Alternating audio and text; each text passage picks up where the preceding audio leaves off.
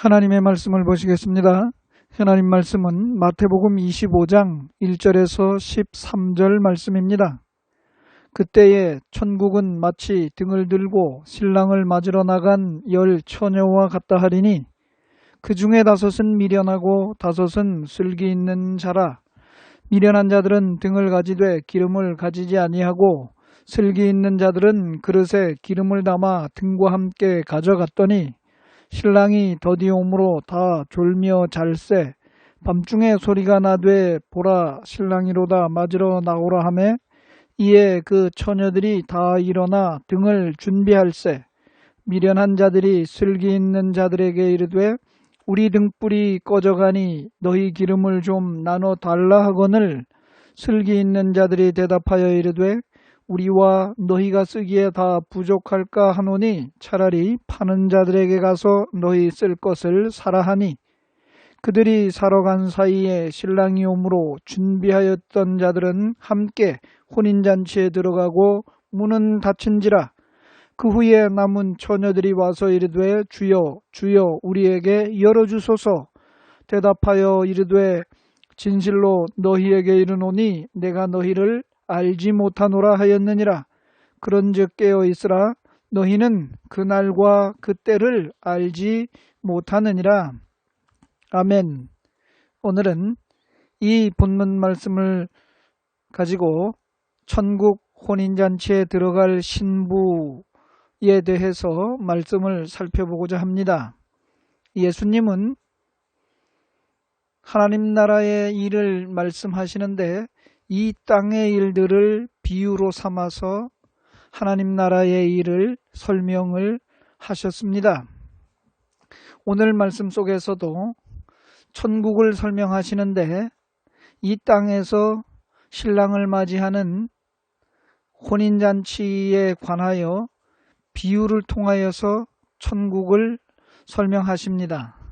따라서 이 땅에서 이루어지고 있는 혼인잔치의 모습, 특히 유대 사회에서 혼인의 풍습이 어떠했는지를 우리가 알아보아야 할 것입니다.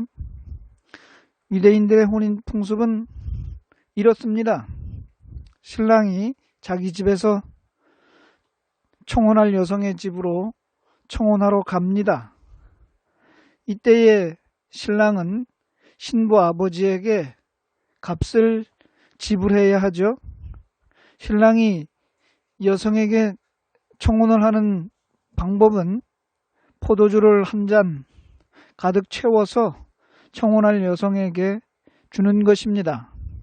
이때에 그 여성이 포도주를 받아 마시면 청혼을 승낙한 것이며 이 받아 마시는 순간부터 신랑의 신부가 되는 것입니다. 이제 신랑은 집으로 돌아가면서 모든 준비를 마치면 신부된 이 여성을 데리러 다시 오겠다고 약속을 합니다. 그리고 집으로 돌아가면서 신부를 데리러 올 때까지 약 1, 2년 정도 기다려야 되는 것이죠. 그리고 약속을 하고 신랑은 자기 집으로 떠나면서 신부에게 자기를 기억해야 할 약속의 선물 주고 가죠. 그렇습니다. 신부를 데리러 가는 시기를 정하는 것은 전적으로 신랑 아버지의 결정에 달려 있습니다. 그러므로 그날과 그때는 신랑도 모르고 집안 식구들도 모른다고 한 것입니다. 바로 이것이 유대인의 결혼 풍습에 관한 것입니다. 이와 같이 신랑은 포도주를 준비하고 신부는 포도주를 받으면 혼인이 성사되는 것입니다.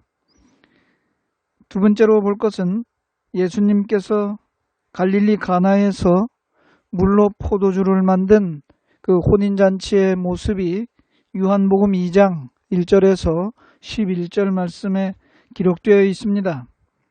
여기에서 포도주가 떨어졌을 때에 물로 포도주를 만드는 사건이 나오게 됩니다. 이 갈릴리 가나의 혼인잔치는 어린 양의 혼인잔치를 상징한다라고 볼 수 있습니다. 여기에서 유대인의 결례에 따라서 정결케 하는 의식으로 물항아리 6개가 놓여 있는 것을 보게 되죠. 따라서 이 유대인의 결례는 율법에 따라서 정결케 하는 의식입니다. 하나님을 떠난 죄인이 율법으로 정결케 되는 것은 율법이 다 이루어져야 정결해지는 것입니다. 여기 두세 통 드는 돌 항아리 6이 있는데 여기에 물을 아구까지 가득 채우라고 말씀을 하십니다. 그때의 물이 변하여 포도주가 되었던 사건이죠. 즉 율법이 꽉 차서 이루어질 때에 이 포도주가 된다는 것입니다. 율법이 완전하게 이루어져서 성취되어서 포도주가 되는 것입니다. 어린 양의 혼인잔치에 들어가기 위해서는 율법이 완전히 이루어진 이 포도주를 마셔야 하는 것입니다. 이제 구약에서 그 남자와 그의 아내 연합해서 한 몸이 되라는 구약의 결혼제도를 보면 창세기 2장 24절 말씀을 보겠습니다. 이러므로 남자가 부모를 떠나 그의 아내와 합하여 둘이 한 몸을 이룰지로다. 이 말씀은 이제 신랑 되신 예수님께서 신부를 찾으러 청혼할 여성이 있는 이 세상에 오시게 될 것을 말씀하는 것입니다. 이 남자가 부모를 떠나서 그 아내와 연합해서 한 몸을 이룬다. 즉 그 아내는 남자의 지체인 것이죠. 그래서 지체와 한 몸을 이루어야 하는 것입니다. 이것을 사도 바울은 에베소서 5장 30절에서 32절에 이와 같이 말씀을 합니다. 우리는 그 몸의 지체임이라. 그러므로 사람이 부모를 떠나 그의 아내와 합하여 그 둘이 한 육체가 될지니 이 비밀이 크도다. 나는 그리스도와 교회에 대하여 말하노라. 사도 바울이 이 말씀을 한 것은 이 남자와 그 아내가 연합해서 한 몸이 되는 것은 남자의 지체인 아내와 한 몸이 되는 것, 즉 그리스도의 지체인 교회가 하나가 되는 것, 이것을 말씀하는 것이다. 그것이 비밀이라, 이런 말씀을 했죠. 그렇습니다. 따라서 이제 이 신랑은 신부될 사람의 아버지에게 값을 지불해야 합니다. 즉 그리스도가 신부인 교회를 맞아들이기 위해서 값을 지불해야 한다는 말씀이 되겠죠. 고린도전서 6장 19절 20절 말씀을 보겠습니다. 너희 몸은 너희가 하나님께로부터 받은 바 너희 가운데 계신 성령의 전인 줄을 알지 못하느냐? 너희는 너희 자신의 것이 아니라 값으로 산 것이 되었으니 그런즉 너희 몸으로 하나님께 영광을 돌리라. 여기에서도 말씀하는 것과 같이 우리 몸은 성령이 계시는 성령의 전입니다. 그런데 이것이 그냥 된 것이 아니라 값으로 사셨다라고 말씀하고 있습니다. 값을 지불하고 우리 몸에 하나님의 성령이 거하시는 성전이 되었다라고 말씀합니다. 사도행전 20장 28절 말씀을 보겠습니다. 여러분은 자기를 위하여 또는 온 양떼를 위하여 삼가라. 성령이 그들 가운데 여러분을 감독자로 삼고 하나님이 자기 피로 사신 교회를 보살피게 하셨느니라. 이 말씀에서도 역시 하나님께서 이 교회를 자기 피로 사셨다라고 말씀하고 있습니다. 그렇습니다. 그리스도 신랑 되신 예수 그리스도의 신부가 되는 이 교회는 그냥 된 것이 아니고 하나님이 자기의 피로 값을 지불하고 사셨다는 것입니다. 이와 같이 신랑은 신부를 맞이하기 위하여서 대가를 지불해야 되는 것입니다. 바로 이것이 예수 그리스도께서 이 땅에서 십자가를 지시고 피값을, 즉 죄값을 지불하시고 구원해 주시는 것입니다. 이제 신랑은 포도주를 한 잔 가득 신부될 처녀에게 줍니다. 그러면 이 예수님이 주실 포도주는 무엇이며 이 포도주를 누구에게 주시겠습니까? 이 포도주는 율법이 완전히 이루어진 것으로 예수님이 율법을 다 이루신 것입니다. 요한복음 19장 30절 말씀을 보겠습니다. 예수께서 신 포도주를 받으신 후에 이르시되 다 이루었다 하시고 머리를 숙이니 영혼이 떠나가시니라. 이 말씀과 같이 예수님은 다 이루셨습니다. 어디에서? 십자가 위에서 율법이 요구하는 바 그 대가를, 그 값을 다 지불하시고 온전하게 이루셨습니다. 이것을 인자의 살과 피를 먹고 마시는 것은 포도주를 먹는 것이며 율법을 다 이루는 것이라는 것, 이것을 예수님께서 마가의 다락방에서 성찬을 행하실 때에 떡과 잔을 마시는 것으로 말씀을 하셨습니다. 사도 바울은 로마서 10장 4절에서 그리스도는 모든 믿는 자에게 의를 이루기 위하여 율법의 마침이 되시니라 말씀을 하고 있습니다. 예수님은 이 율법의 마침이 되셨습니다. 즉, 이 율법의 마침이 되셨다는 것은 율법이 요구하는 바를 다 이루셨다는 말씀이겠죠? 네, 인자의 살과 피를 상징하는 이 포도주는 바로 십자가 위에서 율법이 요구하는 바를 다 이루신 사건입니다. 따라서 마태복음 9장 17절 말씀을 보겠습니다. 새 포도주를 낡은 가죽 부대에 넣지 아니하나니 그렇게 하면 부대가 터져 포도주도 쏟아지고 부대도 버리게 됨이라. 새 포도주는 새 부대에 넣어야 둘이 다 보존되느니라. 이 말씀과 같이 예수님께서 율법의 요구를 완전하게 다 이루신 이 새 포도주는 새 부대에 넣어야 하는 것입니다. 그래야 새 포도주도 온전하고 그 부대도 온전해서 둘이 다 보존되는 것입니다. 그러나 이 다 이루어진 이 율법의 요구의 값을 지불한 예수 그리스도가 주시는 이 포도주를 다시 율법의 부대에 집어넣으면 그 부대도 못 쓰게 되고 이루신 예수 그리스도의 포도주도 못 쓰게 된다는 말씀입니다. 신랑 되신 예수님은 하나님을 떠난 세상의 모든 자에게 이 포도주를 주셨습니다. 요한복음 3장 16절 17절을 보겠습니다.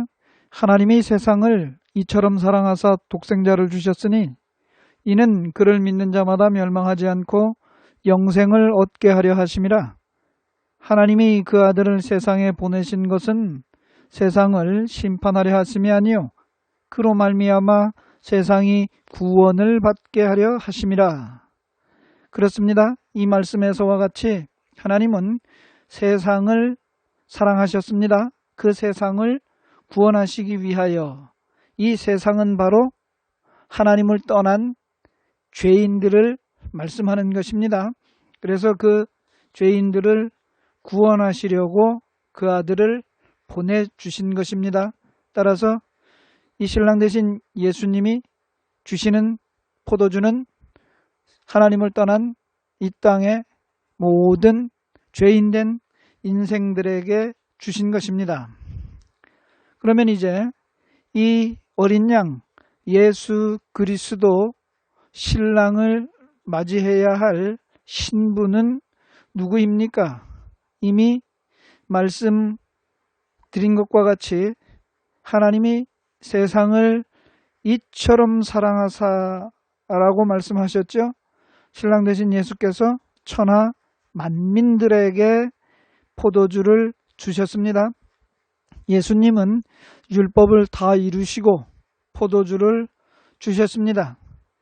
이 예수 신랑으로부터 포도주를 받아 마시는 자가 신부입니다. 곧 사도 바울이 말한 대로 그리스도와 교회에 대하여 말한 이 비밀과 같이 예수님으로부터 포도주를 받아 마시는 교회가 바로 신부입니다. 따라서 오늘날 교회 생활 열심히 하고 11조 생활 잘하고 주일 성소를 잘 한다라고 해서 신부가 되는 것이 아니라는 사실이죠. 지난 시간에 말씀을 살펴보았듯이 그런즉 깨어있으라 라고 하는 말씀은 일상적인 교회 생활 열심히 하는 것하고는 다른 내용이라고 말씀을 이미 드렸습니다. 따라서 이 포도주를 마시는 사람이 신부인 것입니다. 포도주를 마신다는 것은 율법을 다 이루신 예수님을 믿는 것입니다. 예수님을 믿는다고 하면서 율법을 가지고 있고 그 율법 안에서 율법을 지키고자 한다면 아직도 율법을 이루신 예수님을 믿지 않는 것이고, 즉 율법을 다 이루시고 그 신부에게 완전히 이루어진 포도주를 주시는 것을 마시지 않는 것입니다. 다시 말씀하면 예수를 믿지 않는 것이겠죠. 예수님은 제자들에게 포도주를 주셨습니다. 그리고 제자들을 통해서 포도주를 받게 될 천하 만민들에게 포도주를 주셨습니다. 예수님은 율법을 다 이루셔 이 이루어진 포도주를 주시고 부활 승천하시고 하나님 나라 아버지의 집으로 가셨습니다. 그리고 때가 되면 다시 데리러 오신다고, 처소를 예비하면 다시 오시겠다고 약속을 하시고 성령을 선물로 주셨습니다. 요한복음 14장 2절 3절을 보겠습니다. 내 아버지 집에 거할 곳이 많도다. 그렇지 않으면 너희에게 일렀으리라. 내가 너희를 위하여 거처를 예비하러 가노니 가서 너희를 위하여 거처를 예비하면 내가 다시 와서 너희를 내게로 영접하여 나 있는 곳에 너희도 있게 하리라. 이 말씀에서와 같이 거처를 예비하러 신랑이 가셨어요. 이제 다시 오실 것인데 거처를 예비하면 다시 오신다고 약속을 하십니다. 그리고 기억할 약속된 선물을 주고 가시죠. 그것이 바로 성령을 우리에게 보내주신 것이죠. 요한복음 14장 18절입니다. 내가 너희를 고아와 같이 버려두지 아니하고 너희에게로 오리라.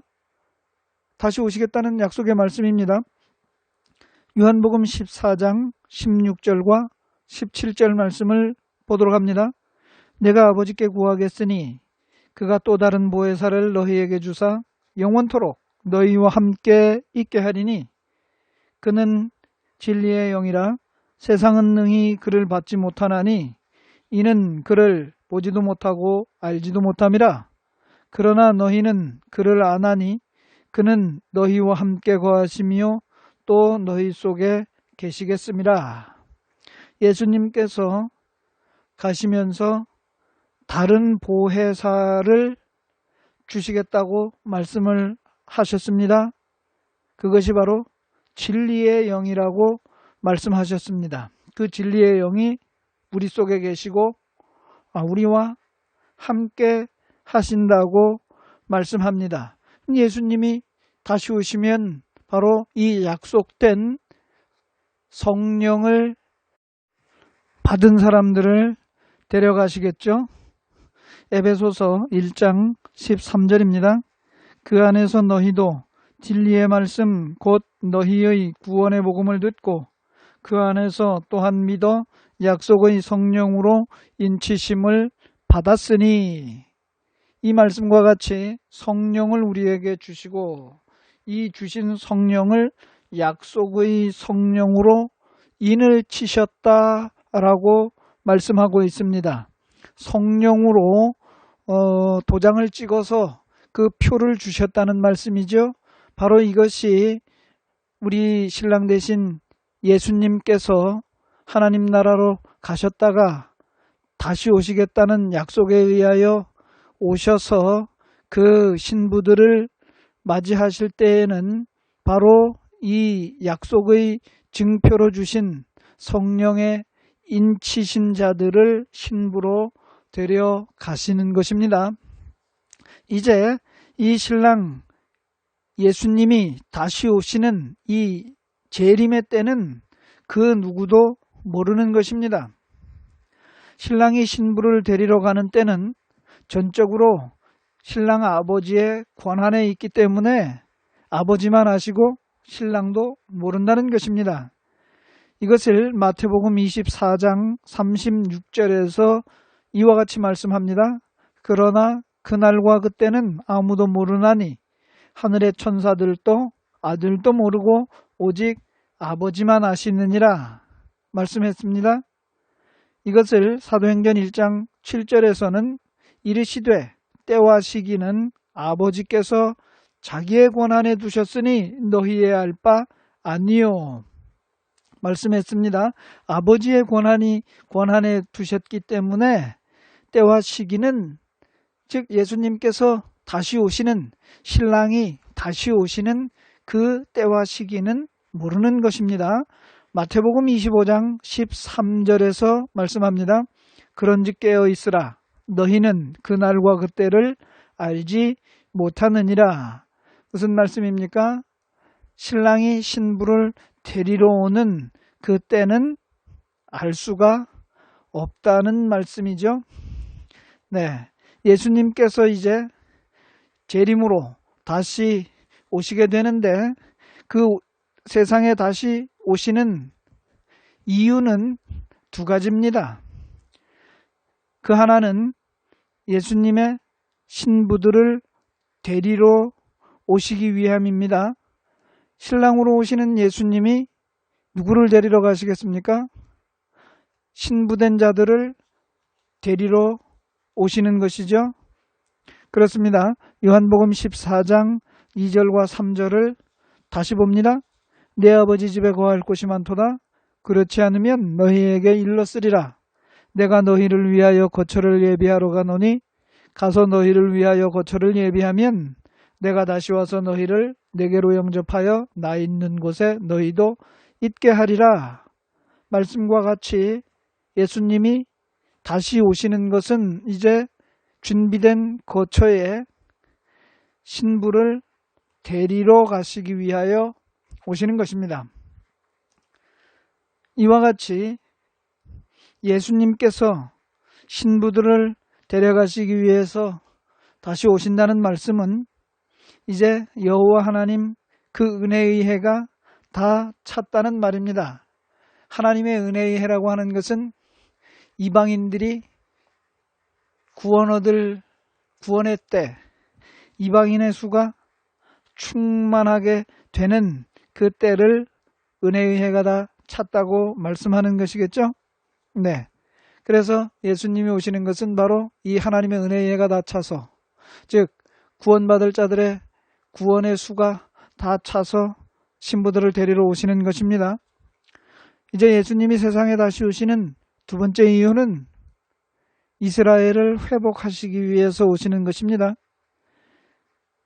이사야서 49장 6절 말씀 가운데 보면 야곱의 지파들을 일으켜서 이스라엘 중에 보존된 자를 돌아오게 하시기 위하여 오셔야 된다는 말씀입니다. 이것을 사도행전 15장 15, 16, 17절에서는 다윗의 무너진 장막을 다시 짓고 허물어진 것을 일으켜서 남은 사람들과 내 이름으로 일컬음을 받는 모든 이방인들로 주를 찾게 하려 함이라고 말씀하였습니다. 이 말씀은 구약의 아모스 선지자가 아모스서 9장 11절과 12절에서 예언한 말씀이죠. 그날에 내가 다윗의 무너진 장막을 일으키고 그것들의 틈을 막으며 그 허물어진 것을 일으켜서 옛적과 같이 세우고 내 이름으로 일컫는 만국을 기업으로 얻게 하리라, 이 말씀이었습니다. 바로 이스라엘의 회복을 두고 말씀하신 것입니다. 예수님께서 재림하시면서 이 두 가지, 즉 신부를 데려가시는 것과 이스라엘을 회복하시는 것, 이것을 거의 동시에 이루시는데 약간의 시간 차이가 있다는 것입니다. 신랑 되신 예수님이 다시 오시는 것은 바로 신부를 데려가시는 것이고 이스라엘을 회복하시기 위해서 오시는 것입니다. 또한 율법을 지켜야 한다는 미련한 인생들을 구원하시기 위해서 오셔야 하는 것이죠. 이것은 바로 이스라엘과 율법을 지켜야 한다는 사람들인데 그 사람들은 결국은 예수님을 받아들이지 아니하고 끝까지 율법을 지켜야 된다고 이렇게 고집을 피우다가 환란에 들어가게 되는 것입니다. 슬기로운 다섯 처녀는 환란 가운데서 하나님의 말씀의 참뜻을 알게 되는 이스라엘을 말씀하는 것이고요. 미련한 다섯 처녀는 환란을 통해서도 깨닫지 못하는 이 약속된 성령을 받지 못한 이스라엘을 말씀하는 것입니다. 이 혼인잔치의 비유에서 열 처녀들은 바로 이스라엘 백성들을 의미하고 있습니다. 그런데 슬기로운 다섯 처녀는 이렇게 하나님의 참뜻을 알게 되고 환난 가운데에서 깨달아서 예수 그리스도를 영접하게 되는 것이고, 미련한 다섯 처녀는 그 가운데서도 그 환난 중에서도 예수 그리스도에 관한 믿음을 받아들이지 못하고 그렇게 성령을 받아들이지 못하는 그런 이스라엘 백성들을 말씀하는 것이죠. 마태복음 24장 36절에서 39절 말씀을 보겠습니다.